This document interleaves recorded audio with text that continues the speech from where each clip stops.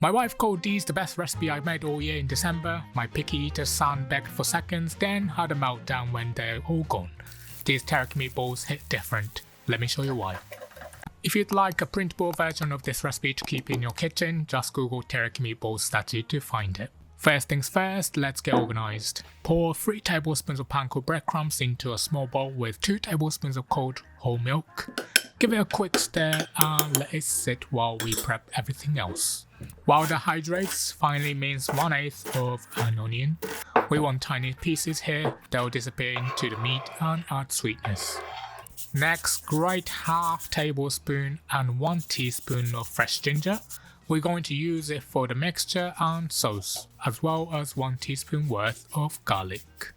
Now for the sauce. In a small bowl, whisk together 1.5 tablespoons each of soy sauce, sake and mirin, then half tablespoon of sugar, 1 teaspoon of grated ginger, and 1 teaspoon of grated garlic. Stir until the sugar mostly dissolves, set this by the stove.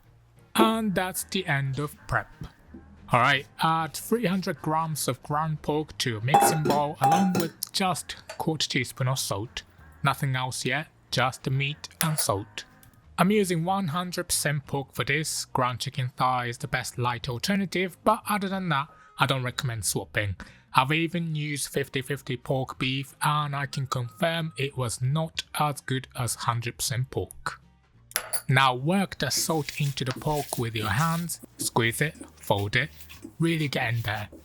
You're looking for the mixture to turn sticky and cling to your fingers like tacky glue. You're coaxing out a protein that acts like edible Velcro, binding everything together beautifully. Once you feel the tackiness, stop immediately. Now that we've got the sticky texture, nestle in the soaked panko panade. The panade traps moisture like a sponge, so when heat squeezes the proteins later, those juices get absorbed instead of pooling in the pan. You'll see the mixture lighten in color and feel it turn softer under your hands. That's your cue. Now sprinkle in a pinch of black pepper, the minced onion, the grated ginger, and 1 teaspoon of lard if your meat is quite lean like mine. Mix just until everything's evenly distributed. Use a folding motion, not aggressive stirring. We've already built the crucial protein network, so overworking it now would crush the delicate structure. Cover the bowl and rest it in the fridge for 30 minutes if you have time. Take the bowl from the fridge, rub or spray a thin film of neutral oil across your palms. This barrier keeps the tacky meat from gluing itself to your hands. Scoop out portions about the size of a ping pong ball, roughly 3 to 4 centimeters in diameter.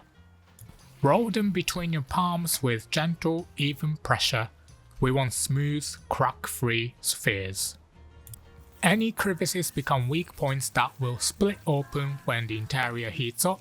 Aim for about 12 to 15 balls total.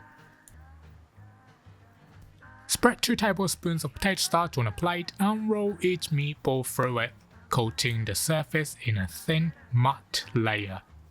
Just make sure there are no thick clumps as excess starch turns gummy in the pan. Drizzle 2 tablespoons of cooking oil into a preheated pan over medium heat. Once hot, nestle the meatballs in with a little breathing room between each one. Let them sit undisturbed for about 90 seconds per side. Rotate each ball every minute or so using tongs or chopsticks, working toward an all-over golden brown tan. This takes 6 to 8 minutes total. The potato starch coating will puff and crisp, forming a thin shell you can actually hear crackle when you nudge it. Resist the urge to crank the heat. Patience here rewards you with even cooking and no burnt spots. And if a meatball refuses to release when you try to turn it, stop. It's not ready. The starch needs to fully crisp and contract before it will let go cleanly. Forcing it will rip off the beautiful crust and leave sad, bold patches. Lift the meatballs out of the pan and set them aside on a plate.